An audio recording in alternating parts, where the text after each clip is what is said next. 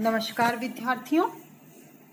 आचार्य केशवदास की रामचंद्रिका के बालकांड के पदों की व्याख्या हम कर रहे हैं। पिछली कक्षाओं में भी हमने इन्हीं के पदों की व्याख्या की। इसी क्रम में आज हम परशुराम संवाद की व्याख्या, उसका अर्थ एवं उस पर चर्चा करेंगे। सबसे पहले हम पूरे पद का वाचन कर लेते हैं। परशुराम तोरी सरासन शंकर को शुभ सिय स्वयंवर मांझ बरी ताते बढ़ियो अभिमान महा मन मेरियो नेक न संक करी। राम कहते हैं, सो अपराध परो हम सो अब क्यों सुधरे तुम हूं धो कहो। परशुराम जी कहते हैं, बाहु दे दो कुठारहि केशव आपने धाम को पंथ कहो। रामचंद्रिका की जो संवाद योजना है वो बेजोड़ है और इसी संवाद योजना की पूरी भूरी प्रशंसा आचार्य रामचंद्र शुक्ल भी अपने साहित्य इतिहास में करते हैं और आज हम साक्षात इस चीज को देख रहे हैं, पढ़ रहे हैं, समझ रहे हैं। रामचंद्रिका के बालकांड के अंतर्गत जब श्री रामचंद्र जी शिव जी के धनुष को तोड़ देते हैं और जनक जी की चिंता को मेट देते हैं और सीता स्वयंवर की जो शर्त थी, जो जनक जी ने रखी थी कि जो इस शिव धनुष को तोड़ेगा उसी से सीता का विवाह होगा, श्री रामचंद्र जी ने इस शर्त को पूरा किया। लेकिन धनुष की टंकार को सुन करके परशुराम जी आ गए। परशुराम जी को यह धनुष शिव जी ने दिया था। परशुराम जी बड़े क्रोधी स्वभाव के थे और क्रोधवश वो कहते हैं, तोरी सरासन शंकर को शुभ सिय स्वयंवर मांझ बरी। हे राम, तुमने शंकर जी के सरासन अर्थात धनुष, तोरिया ने तोड़ना, तुमने शंकर जी के धनुष को तोड़ दिया। शुभ सिय और जो मंगलकारी सीता है, स्वयंवर मांझ बरी, बरिया ने वर्ण करना, और तुमने स्वयंवर में जो मंगलकारी सीता है, शोभनीय जो सीता है, उसका वर्ण कर लिया। अर्थात उस सीता जी के वर्ण करने की जो शर्त थी शिव धनुष को तोड़ना, वो तुमने पूरा कर दिया। ताते बढ़ियो अभिमान महा, इसीलिए तुमको इतना अभिमान अर्थात घमंड, अहंकार तुम्हें हो गया कि तुमने शिव जी के धनुष को तोड़ दिया और अब सीता जी से तुम्हारा विवाह होने वाला है। और इसी अभिमान के कारण मन मेरियो नेक न संक करी, तुम्हारे मन में मेरे प्रति जरा भी शंका नहीं आई, जरा भी डर उत्पन्न नहीं हुआ। अर्थात तुम्हारे अंदर घमंड की भावना आ गई है।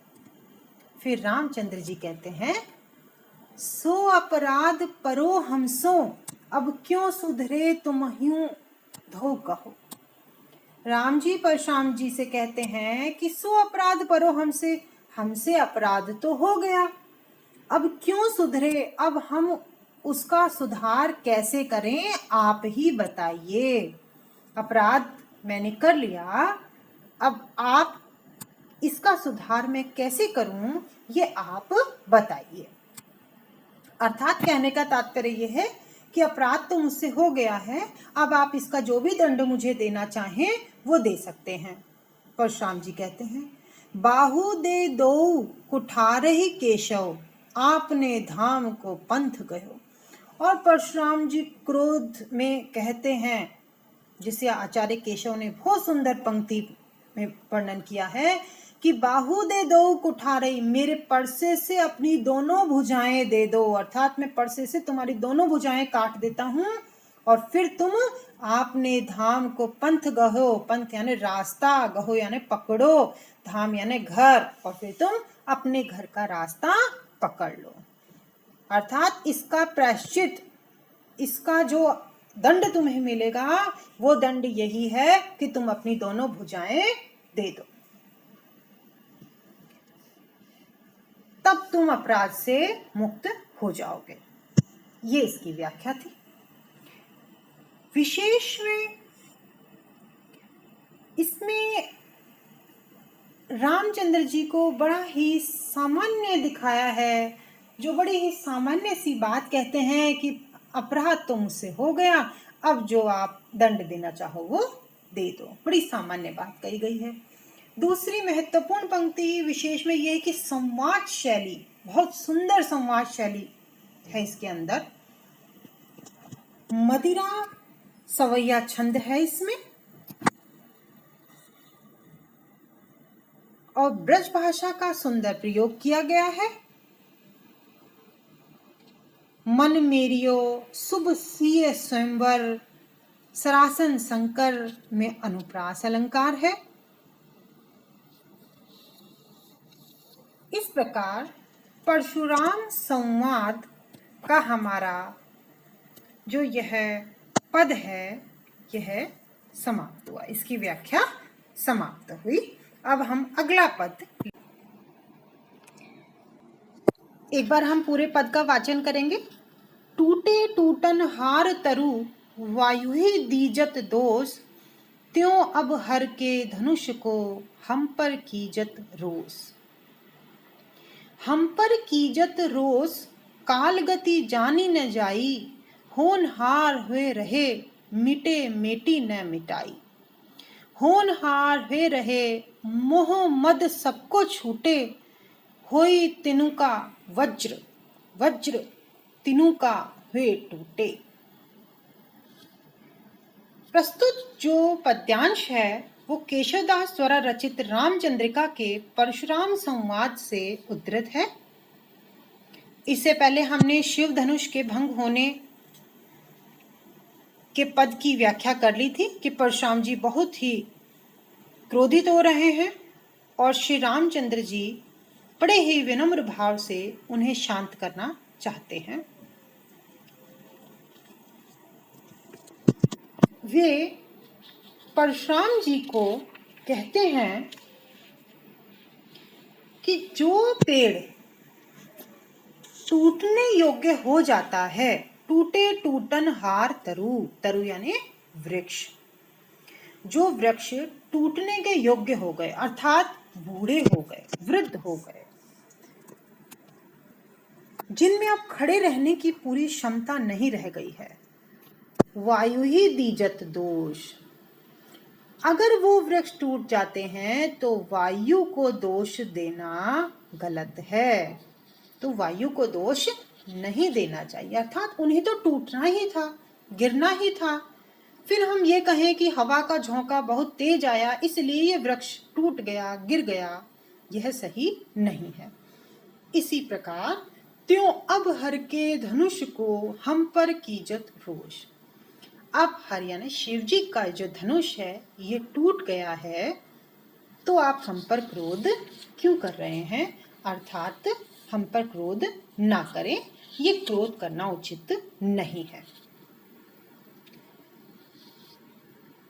होन हम पर कीजत रोष, काल गति जानी न जाई। श्री रामचंद्र जी परशुराम जी से कहते हैं कि आप हम पर रोष यानी क्रोध कर रहे हैं, किंतु क्या आप काल की गति को, समय की गति को नहीं जानते हैं? समय की जो गति है वो परिवर्तनशील है, इसीलिए कहते हैं कि कभी सुख आता है, कभी दुख आता है, कभी जन्म होता है और कभी मृत्यु होती है। इसलिए काल की गति को कोई जान भी नहीं सकता है। होनहार हुए रहे, जो होनी होती है वो होकर के ही रहती है, अर्थात जो लिखा है वो होकर के ही रहता है। मिटे मेटी न मिटाई, जो एक बार लिख गया है उसे मिटा करके भी मिटाया नहीं जा सकता। इसलिए कहते हैं कि जो भी अगर होनी है तो वो जरूर घटित होगा, होकर के ही रहेगा।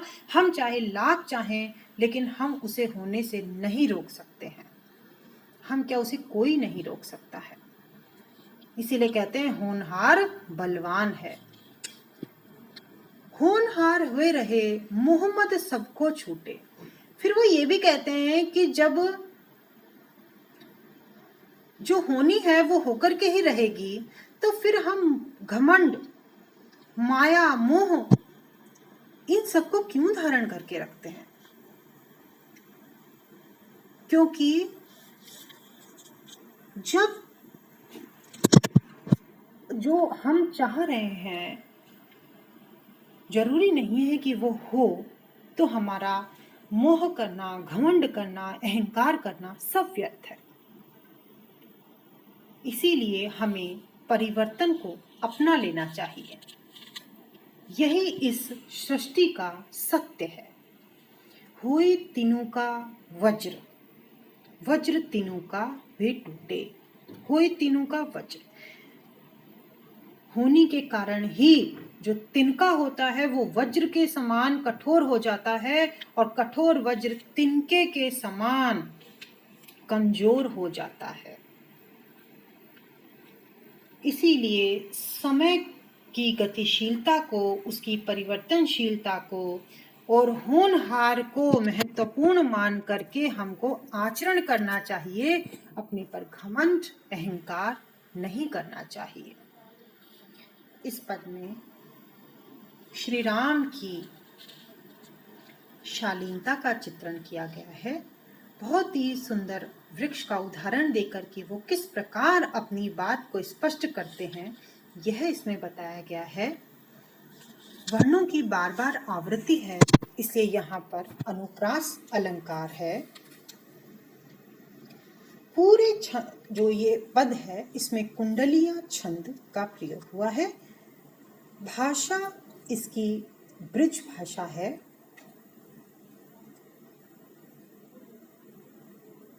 तिनुका वज्र, वज्र तिनुका, बहुत सुंदर पंक्ति का प्रयोग कवि ने इसमें किया है। तिनके और वज्र का उदाहरण दे करके अपनी बात को अच्छे से स्पष्ट करना, उस पर जोर देने